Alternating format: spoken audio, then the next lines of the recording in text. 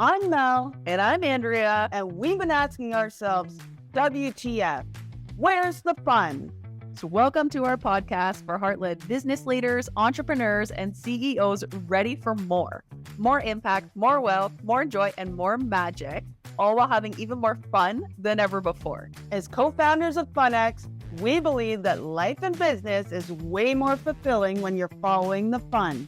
So, we're flipping the script on success, giving you permission to create from a whole new paradigm where you can have a lasting impact while nurturing your well-being and having a freaking blast along the way. So join us each week for engaging solo episodes and real conversations with experts who are embodying this new paradigm of leadership, spiritual wealth, business growth, and of course, fun.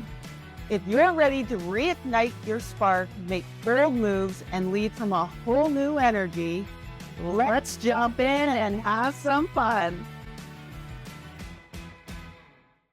Welcome back to WTF. Where's the fun? I'm Mel. And I'm Andrea. And what are we talking about today? Fun. Fun in what sense? Obviously, we love talking about fun. We feel like it's such a strategy in business and life. But for today particular, how are we going to discuss this? Well, I was coaching I was a guest speaker in a community, in this incredible group, and one of the questions somebody asked was, how do I bring more fun to things that aren't fun? Like her specifically was spreadsheets. She's like, spreadsheets aren't exactly like all that much fun. So how can I bring that energy into something? Yeah. And I think the bigger question here is like, how do we bring fun into the mundane things that in themselves might not actually be all that fun? And I think individually, we all have parts of our life and our work that might just not be that much fun. Yeah. Yeah. So I was thinking we could play in that energy because I think there's more to it than just being like, let's slap on a costume and do spreadsheets. Yeah. Although that could be fun. So, like, for you, what's not fun for you in your business that you can make more fun? Or has there been an example in the past of something that you really dreaded doing? It could be a meeting. It could be like an email that you have to send, like a type of email. It could be your accounting. Like these things are things that all of us have to do, but they might not be so much fun if you're doing them all the time. It's a repetitive task. Like how do you make it more enjoyable for you? Yeah, I think there's a couple things. One, it's a big part of it is going to be our perspective. Yeah. Like the energy that we bring to it. Let's go back to the spreadsheet example because I think when most people think some people love spreadsheets. I'm one of them.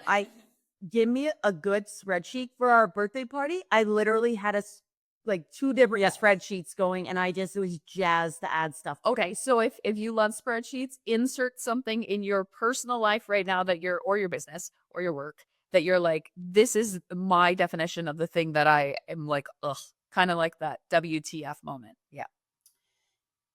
Part of it is if you're going into it with the energy of this is going to be not fun and boring, that or dreadful or whatever the energy you bring to it, most likely that's going to be the experience. Yeah. So how can you find some inspiration or gratitude for it? So when I asked the woman who asked this question, I was like, well, what does the spreadsheet give you? Like, is this something that you actually want to be doing? She's like, I actually love being organized. I love the feeling of doing doing it afterwards. So I was like, okay, so it's important to you. So first of all, like if we're doing things that just aren't connected to our values or we don't see the value in it at all, that is going to be one of the biggest energy drains and suckers for our joy, especially if it's not aligned. Like for me, for an example, is like, and if Stacey Millard is listening, she's like, just send me the stuff I need.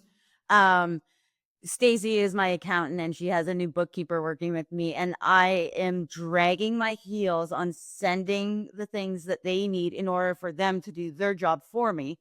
And it's coming to the office and having to sit at the computer and take the time and send the things. I don't love that at all. I would love for Andy just to take over that part of my business, but she's too busy. Um, but I will attach what I get out of doing it. So if I can sit here for an hour, I love being organized. And I know if I can get that to them, my business is organized for the month. So I love the feeling of being organized and being on top of stuff. And so if I go 2 months without sending them stuff just because I'm so busy outside the house, I start to get anxious and I start to get this feeling like I need to get this done. I need to get this done when I should just take a breath, go to the office for an hour, sit down, send the stuff they need, and then I'm back on track and I'm happy again. Okay. Wanted to give a special shout out to Aaron Cisco, who is the founder behind the Capital L Business Impact Award. This is a $50,000 funding program supporting Canadian women entrepreneurs who have been left out of traditional funding opportunities. So, created by Aaron and powered by the Alliance Network, this national award is Canada's largest collaboration project for women entrepreneurs. With 29 partners, 27 of them are women owned businesses working together to provide cash and critical business services. So there is a whole breakdown of what you can get for these awards and how you can apply. Application opens September 2nd, 2025, and the deadline is October 28th. So if this is something that you want to learn more about, you can follow Erin Cisco on socials. You can check out the Alliance Network. There's more information there. And she's doing some really cool things for women-owned and operated businesses. Okay, this is good. So let's take this apart a little bit, because not doing it Is avoiding. and how does that feel? Does that feel fun? No, it makes me feel stressed and anxious and like almost like I'm letting them down too. So this is where I think having that, me and you have a mantra. What's the mantra? Walk up to your lion and face it. Yeah, it's basically like if you challenge yourself Yeah. Oh, that. to do the thing, you're going to be supported. But if you continue to avoid it, one, it's just going to continue to repeat, or you're just going to continue to be challenged. Yeah. And for you, the challenge is slowing down enough to do the thing. Yeah. And then the support is you're going to actually Feel organized. feel good. It's actually going to increase your self-worth. It's going to increase your confidence. It's going to bring you in more business That's by true. taking an hour out of your day to get yourself. So what Yes. I'm hearing is after this, we are going to sit here and send our stuff off to Stacy Millard. Stacy, it's on the way. Shut up to Thrive Accounting. Yes. They're sponsoring this podcast. And okay, so there's that. And then I think if we were to like really like make this point probably more than we need to, because I really want this to seep into to our subconscious, right? But like, so if you continue to just want support, so you're in your comfort zone right now is to not do the Yeah. and then that attracts challenge. So what's the challenge that it's attracting? Well, the challenge is, I guess, how I feel. Yes. And also the challenge is that my bookkeeper, Sarah, is just like, hello. Like, I'm just avoiding sitting in the office for the hour because I hate doing it. But What is that then? What's the result of you avoiding? well, my books aren't getting done. I feel disorganized and energetically, if there's a congestion there, then there will be a bottleneck and a congestion in new business coming in. Yeah. Okay. So this is perfect. The reason why I want to take so much time on this is because when I say fun is a perspective, fun is the perspective of taking both the support and challenge and then seeing that there's both sides. Mm-hmm. So it's like a game. Yeah. So the game is how can you use it to your advantage? So sometimes fun isn't always fun because you have to do things that might not be fun in the moment. And I think the mastery level is getting to have fun in the moment when it's something that you typically wouldn't allow yourself to enjoy. I have another example that just came up, and I know we're really hounding on this, but I feel like this one will really resonate with a lot of high achievers. So I'm working with a contractor right now, and he has been going hard for, Mm. I want to say 4 months, really, like to the point where I took him aside and I was like, you need to take time off. Like, if you just go, go, go, because you're motivated and you have big goals and dreams, that's great, but eventually you will burn out. And I was seeing the signs of him burning out. And I said, you need to take some time away. They planned a 5-day camping trip, Mm. just them and their family. They went way into the wilderness. And leading up to this, he was trying to lock in this new client to do a build, which would be his revenue for the next whole year. And the client was avoiding, wasn't getting back to him, was hemming and hawing, and I could see how stressed the contractor was getting because he just wanted to lock it in. And so anyways, he goes away for 5 days, no phone, no word, really just like, and camping is one of his highest values. It brings him a lot of joy. It puts him into a state of happiness. And he went away, he came back, and his whole energy was different. And guess what? That client was like, I'm ready to go. Let's lock this in. And so he's locked in work for a whole year. And that's so important of like, he was avoiding, Taking time off he wasn't, or his joy. yes, he Yeah. was avoiding that. And when you avoid your fun and joy too, that can bring your revenue down. And when you do take time, even though you think you don't have the time to take, and even when he came back, he was like, I could have stayed 2 more days. Like he was having that much fun and he was in a different vibration, a different frequency. And we've seen this so many times in our business. When we schedule in holidays and take them, it actually brings us in more revenue. Yeah. So if you're out there and you're like, I don't have the time to take off, walk up to your lion and face your lion, face the thing you're avoiding, challenge yourself to take the time off, and you will be supported. It's wild when you are aware enough to see this in practice. Yeah. And it's so true. And it's also I was listening to a fellow speaker. I don't remember who it was. It was on her Instagram and she was sharing, she was trying to like figure something out for one of her projects. So she's sitting at her computer for like days and she's frustrated and she knows if I just move my energy, things will come. And it's like there's a difference between knowing things and actually allowing things and doing things and actually embodying it. And she's like, and I even know that. She goes, but when you're in that, it's almost it can feel like a scarcity mindset. I don't have enough time.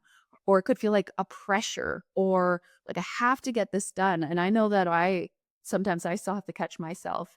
Um, so she's like, I'm gonna walk. But she walked still in front of her computer, still not allowing herself to shift kind of her approach or her energy. And then eventually the next day she's like, you know what? I'm just gonna give myself permission to just let it go. She went for a walk and like 10 minutes into this walk, boo, the inspiration came.